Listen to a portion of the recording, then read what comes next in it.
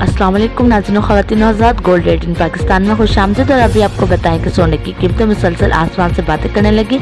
सोने का नया रेट सुनकर तमाम लोग हैरान रह जाएंगे। आपके साथ शेयर करेंगे आज के लेटेस्ट गोल्ड रेट। वीडियो में आगे बढ़ते हैं। तमाम तरह नाज़रीन से गुजारिश है कि चैनल को सब्सक्राइब करना मत भूलें और वीडियो को लाइक और शेयर भी करें। और आपको बताएं कि 24 कैरेट का फी तोला रेट 2,18,000 रुपये पर जा पहुंचा, जबकि 22 कैरेट की कीमत 1,99,800 है। 21 कैरेट 1,90,000 और 18 कैरेट 1,63,500 रुपये नया रेट आए हैं। और 10 ग्राम के हवाले से बात करते चले तो 24 कैरेट 1,86,900, 22 कैरेट 1,71,300, 21 कैरेट 1,63,500 और 18 कैरेट 1,40,000 अब तक का नया रेट है।